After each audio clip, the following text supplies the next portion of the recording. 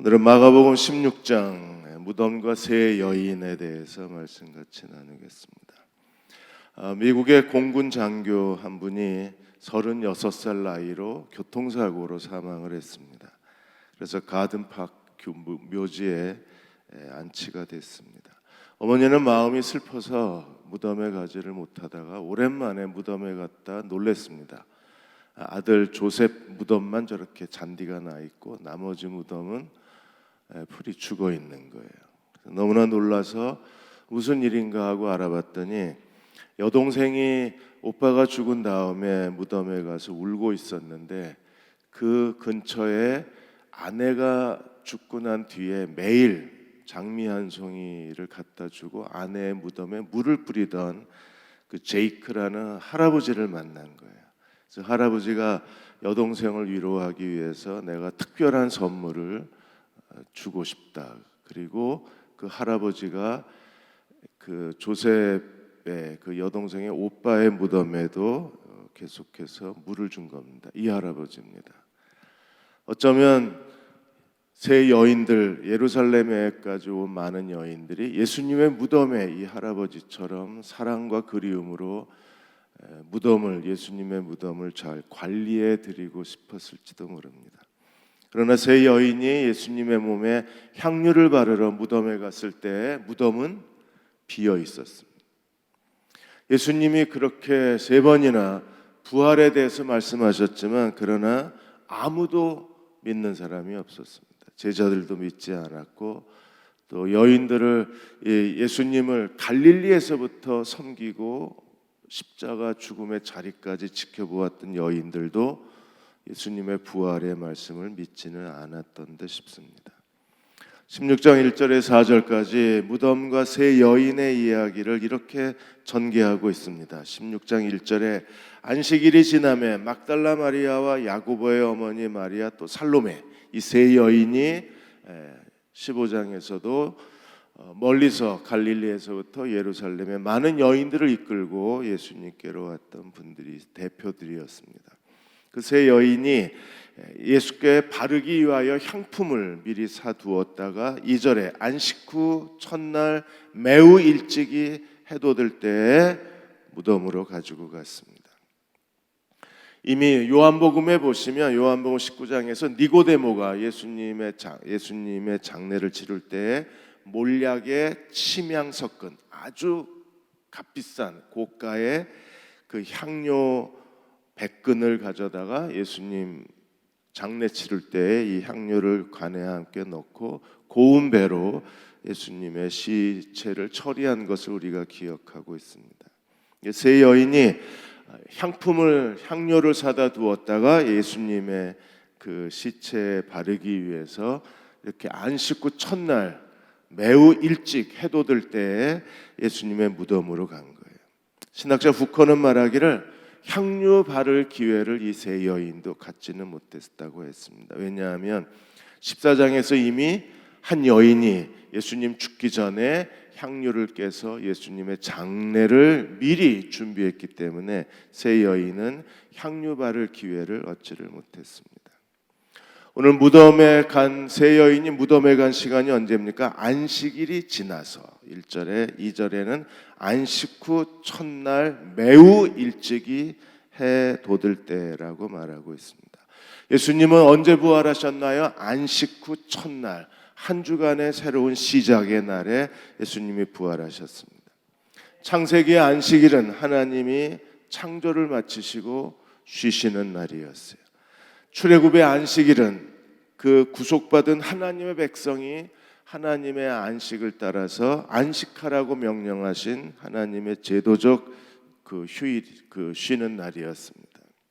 근데 예수님은 이 안식 후 첫날, 그래서 새로운 출발의 시간, 새로운 창조의 시간, 예수님께서 십자가에 죽으시고 부활하심으로 말미암아 죄와 사망을 정복하시고 이제 새로운 하나님의 제2의 출애굽 시대, 새로운 창조의 시대, 하나님의 새 언약 시대를 시작하신 날이 바로 안식 후 첫날 예수님의 부활을 기념한 날입니다.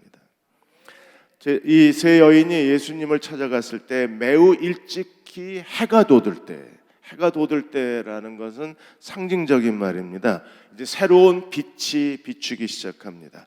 새로운 부활의 빛이 시작이 됩니다. 새로운 생명, 새로운 시대가 시작됐다는 것을 암시적으로 보여주는 게 이 해 돋을 때라는 단어였습니다.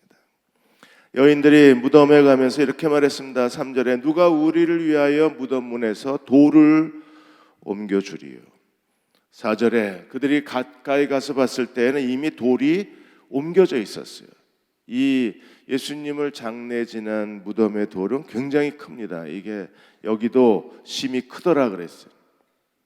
일반적으로 부자들의 무덤의 돌은 돌 무게가 한 1.5톤에서 2톤 가까이 됩니다.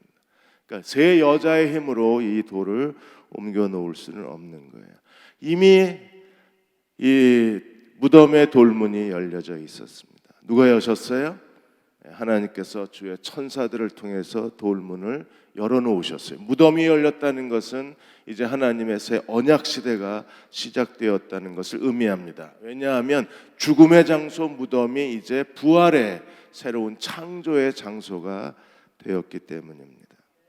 고린도전서 15장 20절 22절에서 부활에 대해서 이렇게 설명했습니다. 그러나 이제 그리스도께서 죽은 자 가운데서 다시 살아나사 잠자는 자들의 첫 열매가 되셨도다. 그리스도가 죽은 자 가운데 부활하셔서 잠자는 자들의 첫 열매가 되셨어요. 그리고 그리스도가 다시 오실 때 무덤에 있는 자들이 그 다음 열매가 될 것입니다. 그리고 살아있는 우리가 그 부활에 참여하게 될 것입니다. 21절에 사망이 한 사람으로 말미암았으니 죽은 자의 부활도 한 사람으로 말미암는도다. 그 한 사람이 누군가요? 22절에 아담 안에서 모든 사람이 죽은 것 같이 그리스도 안에서 모든 사람이 삶을 얻으리로다. 그래서 하나님은 죽은 자의 하나님이 아니라 산 자의 하나님이십니다. 다 예수 그리스도를 믿으셨습니까? 그리스도로 말미암아 거듭난 하나님의 자녀가 되셨습니까? 그렇다면 우리는 어떤 사람이에요? 죽은 자가 아니라 하나님 앞에 산 자들. 그리스도가 부활하신 것처럼 우리도 그리스도의 죽음과 부활에 연합한 자가 되었습니다. 우리 하나님의 새로운 생명으로 다시 태어난 하나님의 사람들이 되었습니다. 그럼 어떻게 살아야 될까요?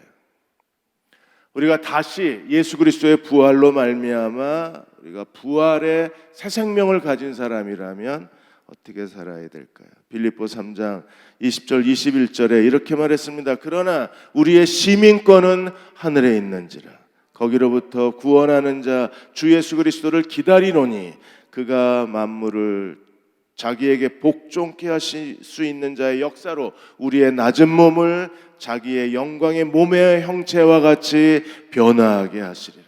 우리가 그리스도가 다시 오시고 부활을 기다리는 사람들이라면 우리는 어떤 사람들이에요? 하늘의 시민권을 가진 사람들입니다. 그러므로 하늘의 시민권을 가진 사람답게 살아야 됩니다. 죽은 자의 윤리로 사는 게 아니라 산 자의 윤리로 사는, 사망의 도덕성으로 사는 게 아니라 부활의 도덕성을 가지고 살아야만 합니다. 한 신문 논설위원이 거짓말 교육 그만합시다라는 칼럼을 하나 쓰셨습니다. 이 칼럼에서 일본 교토대학의 오구라 기조 교수가 한국은 하나의 철학이다라는 그분 저서에서 한국에 대해서 이렇게 말했습니다. 한국은 말로는 도덕을 매우 중요시하는데 실제 행동은 도덕적이지 않다는 뼈아픈 주장을 그 책에 써놓았습니다. 이중인격자라는 뜻입니다. 일본도 제가 보기에는 일본이 더 심하지 별다르지는 않을 것 같습니다. 말로만 도덕을 말하고 실제로 도덕적으로 행동하지는 않는다. 자녀 교육의 그 문제점을 지적을 하셨어요. 그래서 한국은 학교도 부모도 자녀들에게 거짓말을 하고 있다는 겁니다. 외국어 특성화 고등학교지만 그러나 아무도 속지 않습니다. 외국어 특성화 고등학교지만 대학 입시 전문 학교라는 걸 누구나 다 압니다. 외국어 특성화로 따로 이름은 붙여놨지만 그 안에서 가르치는 건 수능을 위한 입시 학원처럼 그렇게 아이들을 가르치고 있다는 걸 누구나 다 압니다. 수시가 정시보다 더 교육에 평등한 기회를 제공하고 있다고 말하지만 그러나 누구도 수시가 정시보다 더 계층 혜택이 적다는 것에 대해서 인정하지 않는다고 했습니다. 또 대학 들어갈 때 아이들이 다 자기소개서, 자소서를 쓰는데 이게 전부 거짓말을 만드는, 한 대학에 여러 복수 지원을 할 때 경제학과를 지원할 때에는 나는 한국 경제에 관심이 많다고 써야 하고, 그 다음에 국문학과를 지원하면 똑같은 학교에 같은 학생이 자소서를 쓰는데 이쪽에는 나는 문학의 자질이 많다 이렇게 써야 됩니다. 아이들이 대학 입시에서 거짓말을 배우고 있다는 거예요. 그래서 아이들은 이미 대학 들어가기 전에 세상은 겉과 속이 다르다는 걸 뼈저리게 배우면서 성장할 수밖에 없습니다. 그래서 그런지 한국은 탈도덕, 탈진실의 시대가 돼버리고 말았어요. 도덕과 윤리와 진실의 실종 시대의 모습을 우리 앞에 보여주고 있습니다. 결국에 도덕과 윤리와 진실을 추구하지 않는 나라는 미래가 없는 거예요. 우리가 하나님 나라 시민이요, 그리고 우리가 아담 안에서 죽은 자들이 그리스도 안에서 새 생명을 얻은 사람들이라, 우리의 시민권이 하나님 나라에 있는 사람들이라, 산자의 윤리가 아니라, 죽은 자의 윤리가 아니라 산자의 윤리를 가진 사람들이라면 우리는 누구보다도 더 도덕적이고 윤리적이고 진실을 추구하는 그리스도의 종들이 되어야만 합니다. 5절에서 7절까지 천사를 만납니다. 마태복음, 마가복음은 한 명의 천사를 얘기하는데 누가복음과 요한복음에서는 두 명의 천사를 얘기합니다. 아마 두 명의 천사가 왔을 거예요. 그리고 그 중에 한 사람이 여인들에게 이야기를 했을 겁니다. 5절에 무덤에 들어갔을 때 흰옷 입은 한 청년이 우편에 앉아 있는 것을 보고 여인들이 놀랐습니다. 그러자 청년이 이렇게 말했습니다. 무덤에 청년이 이르되 놀라지 말라. 너희가 십자가에 못 박히신 나사렛 예수를 찾는구나. 그가 살아나셨고 여기 계시지 아니하니라. 보라, 그를 두었던 곳이니라. 이 천사는 이미 세 여인이 왜 무덤에 왔는가를 알고 세 여인에게 예수님의 부활의 메시지를 전했습니다. 너희가 십자가에 못 박히신 나사렛 예수를 찾는구나. 십자가에 죽으신 예수를 그들이 찾았습니다. 그러나 예수님은 어떻게 되셨나요? 그는 살아나셨고 여기 계시지 아니하느니라. 그리고 빈 무덤을 보여주었습니다. 예수님은 제자들에게 세 번이나 내가 고난을 당하고 채찍질을 받고 그리고 버림을 당하고 십자가에 죽고 3일 만에 부활할 것이라고 세 번 거듭해서 말씀을 하셨습니다. 그러나 제자들도 여인들도 예수님의 부활의 말씀을 믿지를 않았어요. 우리는 하나님 말씀을 들고 다닙니다. 그러나 이 말씀을 믿고 있나요? 우리가 성경이 하나님의 말씀이라고 정말 믿고 있나요? 이 말씀에 하나님 말씀으로서의 권위를 인정하고 우리가 그 말씀에 순종하고 있나요? 오늘 북세미나의 잔 스타트의 성경이란 무엇인가의 책에 대해서 간단하게 요약 정리를 해드립니다. 잔 스타트는 이 책에서 가장 많이 팔린 책 성경, 가장 많은 언어로 번역된 성경, 그러나 오늘 교회는 성경의 권위를 잃어버렸다 그랬어요. 권위가 해체되는 이 세상 속에서 성경의 권위마저 우리가 상실해버렸다고 했습니다. 그래서 잔 스타트는 성부 하나님과 성경, 성자 하나님과 성경, 성령 하나님과 성경, 교회와 성경, 그리스도인과 성경 5가지 측면에서 성경의 권위를 우리들에게 말해주고 있어요.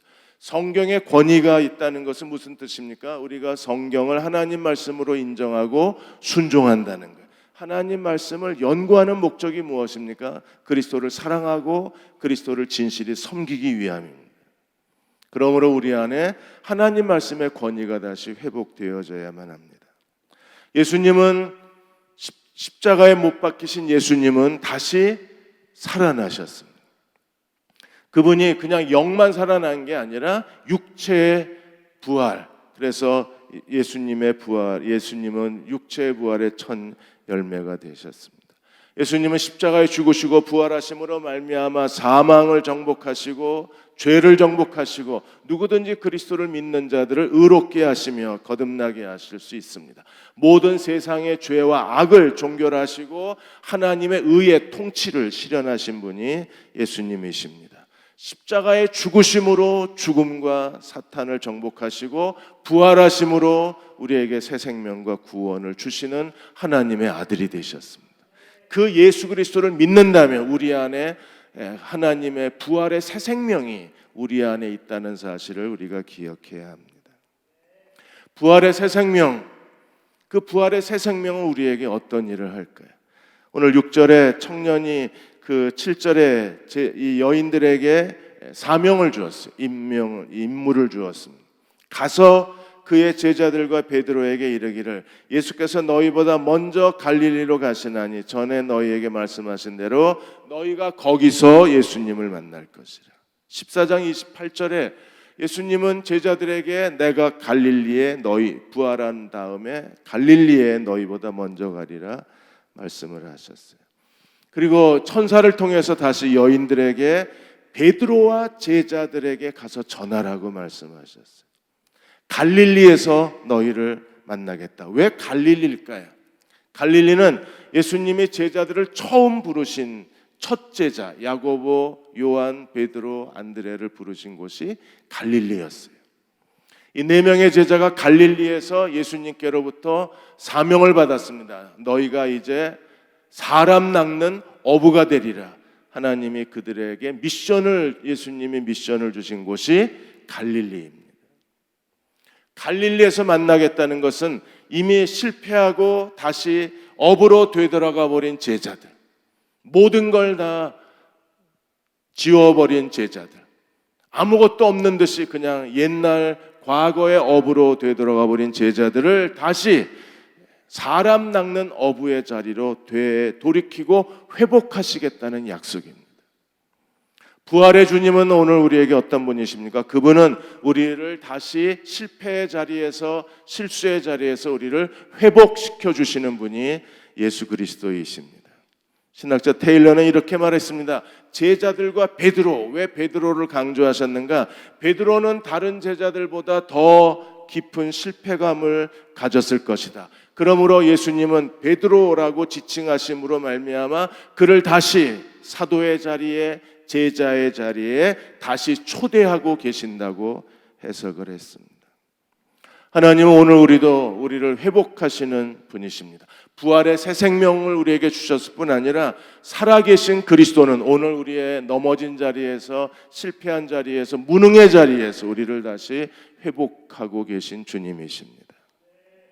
사도행전 4장 10절에 나면서부터 걷지 못하는 앉은뱅이가 치유받았을 때 사내들인 공회에서 이렇게 베드로가 그 기적에 대해서 설명했어요. 나면서부터 걷지 못한 사람, 성전 미문에서 구걸하던 소경 거지였습니다. 앉은뱅이 거지였습니다. 그 사람을 나사렛 예수 그리스도의 이름으로 걷게 하고 사내들인 공회 앞에서 이렇게 증언했습니다. 4장 10절에 너희와 모든 이스라엘 백성은 알라, 너희가 십자가에 못 박고 하나님이 죽은 자 가운데에서 살리신 나사렛 예수의 이름으로 이 사람이 건강하게 되어 너희 앞에 섰느니라.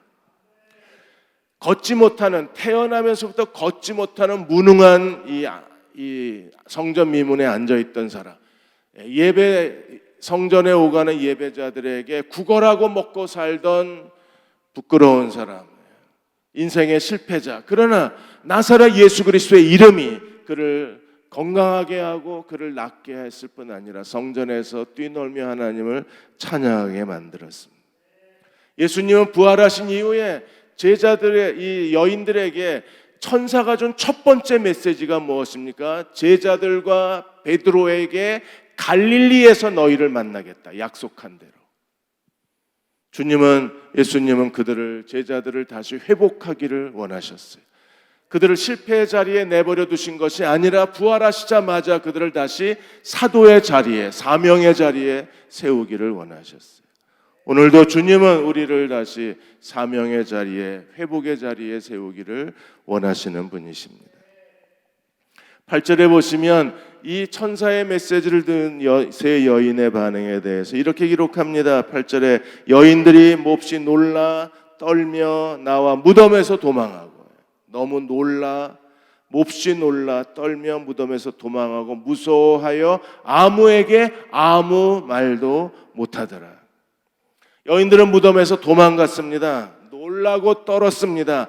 아무에게 아무 말도 못했습니다. 두려움에 붙들려 있었습니다. 그런데 일부 사본에는 마가복음이 여기서 끝납니다. 9절에서 12절에 보시면 여러분들이 이렇게 괄호가 쳐 있어요. 괄호가 쳐 있고 난회주에 보시면 어떤 신실한 사본에는 9절에서 20절이 없다 이렇게 되어 있습니다. 만일에 9절에서 20절이 없으면 마가복음은 어떻게 끝납니까? 여인들이 무덤에서 도망치고 무서워서 떨고 그리고 아무에게 아무 말도 못하는 이 부끄러운 뒷모습으로 마가복음이 끝나는 거예요.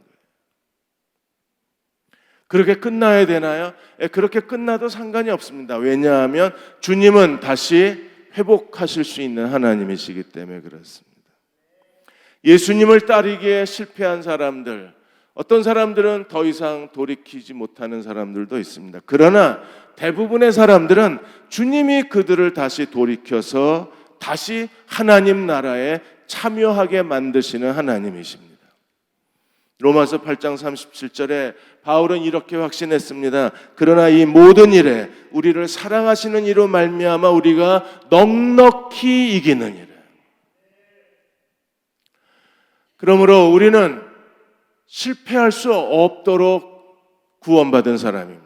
왜냐하면 우리를 사랑하신 주님의 사랑이 너무나 크기 때문에, 우리를 사랑하시는 주님의 사랑이 변하지 않기 때문에, 우리는 변해도 주님은 변하지 않으시고, 우리는 실패해도 주님은 실패하지 않으시기 때문에 우리가 두려움에 빠지고 도망치고 그리고 아무 말도 못하고 무능하게 서 있다고 할지라도 부활하신 주님은 언제든지 다시 찾아가서 그 놀라운 사랑으로 우리를 다시 건져내시고 구원하시고 우리가 있어야 할 자리에 세워주시는 하나님이십니다. 그 하나님의 사랑을 믿으십니까? 우리가 그 하나님의 사랑을 의지하고 살아야 돼요. 그분의 사랑만이 우리를 실패의 자리, 부끄러움의 자리에서 다시 건져내어 주실 수 있기 때문에 그렇습니다. 부활의 첫 메시지가 제자들과 베드로에게 갈릴리에서 너희를 만나게, 회복의 자리, 회복의 메시지를 전하셨어요. 어쩌면 마가복음은 도망친 세 여인들, 갈릴리에서부터 예수님을 섬기고 예수님의 십자가의 죽음까지 지켜보고 무덤까지 찾아왔던 그 세 여인의 뒷모습은 우리가 당황스럽습니다. 도망가고 두려워하고 그리고 아무 말도 못했다. 그렇게 마가복음이 끝났다면 그래도 괜찮다는 거예요. 왜냐하면 주님은 세 여인을 다시 헌신의 자리로 되돌려 놓으실 수 있는 분이시기 때문에 그렇습니다. 미국의 TV 전도자요, 작가요, 유명한 설교자이신 조이스 마이어 목사님이 계십니다. 이 조이스 마이어 목사님이 아버지로부터 어렸을 때 성적 학대를 받고 자라나셨어요. 그래서 아버지가 딸의 육체를 범했습니다. 근데 이 마이어 목사님 사진 좀 보여주시죠. 이분입니다. 이분이 이렇게 어렸을 때 아버지로부터 이 학대를 당하고 자랐어요. 그리고 이제 이분이 하나님의 부르심을 받고 목사가 되고 그리고 이 아버지를 용서했어요. 그래서 2016년도에 그분이 용서라는 설교를 하시면서 아버지로부터 받은 학대, 너무나 오랜 시간 고통스러운 기억으로 남았지만 수치심 때문에 누구에게도 말을 하지 못했지만 이제 하나님의 사랑으로, 하나님의 은혜로 내가 아버지를 용서했다. 그리고 사랑하는 남편을 만나서 지금은 4자녀의 어머니가 됐는데 이제 비로소 자신의 아픈 과거를 드러내시는 거예요. 그야말로 도망친 세 여인처럼, 두렵고 놀람으로 숨어있던 세 여인처럼, 아무에게도 아무 말도 못했던 세 여인처럼 조이스 마이어 목사는 그렇게 숨어 있었어요. 그러다가 하나님의 사랑으로 인해서 그분들을 부모를 용서하기로 했습니다.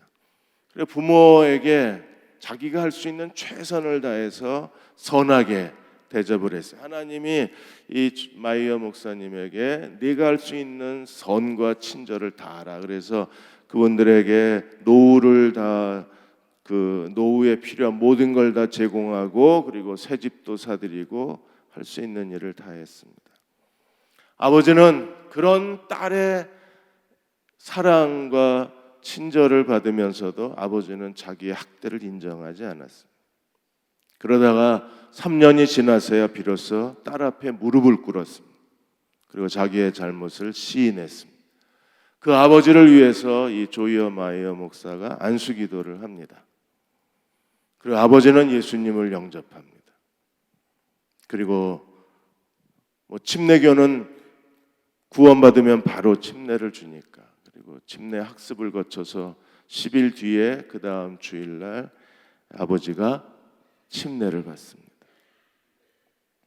하나님의 사랑이 마지막 무너졌던 그 조이어 마이너 목사의 모든 무너진 것들을 다시 회복시켜 주신 거예요.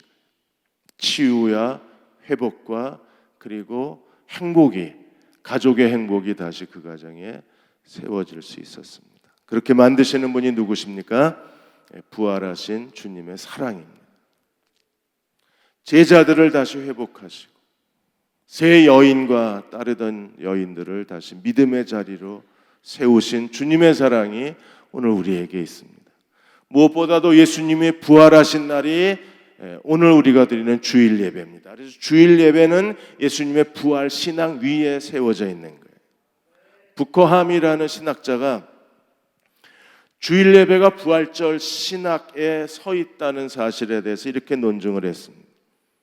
로마의 지배 아래에 있을 때 로마는 종교에 대해서 엄격한 제재를 했었는데 어떤 종교단체도 집회를 한 달에 한 번밖에 못하게 돼 있어요. 한 달에 한 번으로 집회를 제한한 이유는 정치적 반역을 모의할까 봐. 그래서 모든 종교 집회는 한 달에 한 번이에요. 근데 유대인만 예외를 했어요. 유대인만 안식일을 지켜야 하기 때문에 유대인들만 금요일 저녁에서 토요일 저녁까지 안식일을 유일하게 매주 모이는 걸 허락한 것이 유대교입니다. 그런데 기독교인은 로마 정부가 허락하지 않았는데도 불구하고, 로마 정부가 금지하고 있음에도 불구하고 그들은 매 주일날 주님의 부활을 기념해서 그들은 하나님 앞에 모여 예배를 드린 사람들이었다고 했습니다. 그러므로 주일 예배는 주님의 부활의 능력이 살아있는 곳이어야 합니다. 주일 예배는 예수께서 악을 정복하시고 죄와 사망을 정복하시고 우리의 죄를 용서하신 새 창조의 거룩한 기쁨이 살아있는 날이 주일 예배여야만 합니다. 안식 후 첫날 무덤에 찾아갔던 세 여인들, 이미 주님은 부활하셨습니다. 죄와 사망을 정복하신 주님의 권능이 살아있는 예배가 주일 예배여야 합니다. 그러므로 오늘 우리는 예배를 드리면서 부활의 능력을 다시 회복하고, 예배를 드리면서 부활의 기쁨이 다시 회복이 되어져야 하고, 예배를 드리면서 죄와 사망을 정복하신 부활의 능력으로 우리는 다시 하나님 앞에 자기 자신을 더 성숙한 사람으로 주님께 헌신할 수 있어야 합니다. 그래서 주일 이 부활의 이 능력이 예배의 향기로 나타나야 하고 우리의 삶의 향기로 드러나야만 합니다. 고린도후서 2장 15절 16절에서 바울이 이렇게 설명했습니다. 우리는 구원받는 자들에게나 망하는 자들에게 하나님 앞에서 그리스도의 향기니. 구원받은 사람 그리스도인에게나 망하는 사람 구원받지 못한 사람에게나 우리는 하나님 앞에서 그리스도의 향기라 그랬습니다. 그러므로 16절에 이 사람에게는 사망으로부터 사망에 이르는 냄새요, 저 사람에게는 생명으로부터 생명에 이르는 냄새라. 사람은 각각 자기의 존재적 향기가 있는 거예요. 존재적 냄새가 있는 겁니다. 사망의 사람에게는 사망의 냄새가 나고, 새 생명을 가진 사람들에게는 부활의 새 생명의 향기가 나는 거예요. 나에게는 어떤 냄새가 날까요? 구원받았다고 말하면서도 여전히 구원받지 못했는데 구원받은 척하는 사람들은 사망의 사람들입니다. 그들에게는 사망의 냄새가 날 수밖에 없어요. 그들의 말과 가치관과 행동과 윤리와 모든 삶의 기준은 사망의 냄새입니다. 그러나 우리가 예수 그리스도를 믿고 주님이 우리 안에 들어오셔서 새 생명을 얻은 사람이라면, 우리가 산자의 하나님을 예배하는 사람이라면 우리 안에 부활의 새 생명의 윤리와 가치관과 그리고 사고와 우리의 인격적 기준이 그리스도의 새 생명에 머물 수밖에 없습니다. 그래서 바울은 생명으로부터 생명에 이르는 냄새란 누가 이 일을 감당하리요? 누가 이 일을 감당하리요? 무슨 뜻입니까? 아무나 할 수 있는 일이 아니라는 거예요. 자기 냄새를 자기가 스스로 조절 못합니다. 아무나 할 수 있는 일이 아니에요. 거듭나지 못한 사람은 아무리 경건한 척하고 주기도문을 외우고 교회를 다녀도 사망의 냄새입니다. 그러나 생명을 가진 사람들에게는 생명의 냄새가 날 수밖에 없는 거예요. 국민일보에 이지연의 두 글자 발견이라는 코너가 있습니다. 거기에 향기라는 칼럼을 쓰셨어요. 이 향기라는 칼럼에서 그 이지연 씨가 화가 조르주 루오 이야기를 인용을 했습니다. 화가 조르주 루오가 의인은 향나무 같아서 그를 찍는 도끼에도 향을 묻힌다 그랬어요. 향나무는 그를 베어내는 도끼에조차 향을 묻힌다고 했습니다. 그러므로 하나님의 새 생명을 얻은 사람들은 그 새 생명으로 말미암아 그를 만나는 사람들에게 의의 향기가 드러날 수밖에 없습니다. 하반신이 없는 닉 부이치치 이야기를 여러분이 들으셨을 거예요. 닉 부이치치가 한국 언론하고 인터뷰했을 때 그가 이렇게 얘기했습니다. 누가 나를 괴롭히면 나도 그 사람을 똑같이 괴롭힐 수 있지만 나는 절대 그렇게 하지 않는다고 했습니다. 왜 그러냐 그랬더니 나는 모든 사람에 대한 연민을 갖고 있다고 했습니다. 그럼 어떻게 하냐? 그 사람이 나를 괴롭히더라도 나는 사랑한다고 말한다 그랬어요. 그러면 그 사람이 놀라서 왜 나를 사랑하느냐고 되물으면 그는 이렇게 말한다고 그랬어요. 그래도 나는 너를 사랑한다. 너는 충분히 멋진 사람이다. 나를 괴롭힐 필요가 없다. 너는 충분히 멋진 사람이다. 나를 괴롭힐 필요가 없다. 나는 그래도 너를 사랑한다. 그러면 괴롭힘이 점점점 줄어든다고 했습니다. 그리고 결국에 그는 더 이상 나를 괴롭히지 않게 한다고 했습니다.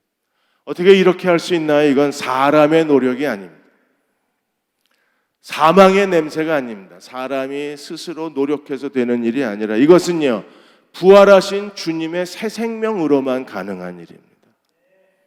주님과 친밀한 교제를 나누는 사람들만 닉 부이치치가 보여준 것처럼 진정한 하나님의 사랑을 보여줄 수 있습니다. 이 닉 부이치치야말로 생명에 이르는 향기를, 그리스도의 향기를 우리에게 보여준 사람입니다. 사랑하는 여러분, 매 주일 예배 드릴 때마다 우리가 부활의 새 생명을 회복하는 종들이 되시기 바랍니다. 그 부활의 새 생명으로 말미암아 한 주간 동안 우리의 삶 속에 그리스도의 향기가 가득한 그리스도의 종들이 되시기를 축원합니다. 그럴 때 하나님이 나를 회복하시고 내가 만나는 모든 사람들을 다 회복해 주실 것입니다. 이번 한 주간도 주님의 향기를 많은 사람들에게 보여줄 수 있는 하나님께 진실한 도덕성과 윤리와 진실을 가진 그리스도의 종들이 되시기를 주의 이름으로 축원합니다. 주님 사랑합니다. 아담 안에서 모든 사람이 죽은 것 같이 그리스도 안에서 모든 사람이 삶을 얻으리라. 우리는 그리스도를 믿고 새 생명으로 거듭난 부활의 사람들입니다. 하나님, 저희로 하여금 부활의 능력으로 날마다 살아가게 하여 주시고 부활의 향기가 삶 속에서 드러나는 그리스도의 종들이 되게 도와 주옵소서. 다시 제자들을 갈릴리로 찾아가신 주님, 오늘 저희들에게 찾아오셔서 저희를 다시 회복시켜 주시고 주의 능력으로 옷 입혀 주옵소서. 지금 우리를 죄에서 구원하신 우리 주 예수 그리스도의 은혜와 하나님 아버지의 그 크신 사랑하심과 성령의 위로하고 도우신 은혜가 오늘 9월 첫날, 첫 주일, 첫 예배 드리고 돌아가는 모든 교우와 가정과 자녀들과 기도하여 구하는 모든 일들과 이 민족과 이 땅의 모든 교회 위에 지금부터 영원히 함께 하시기를 간절히 축원하옵나이다. 아멘.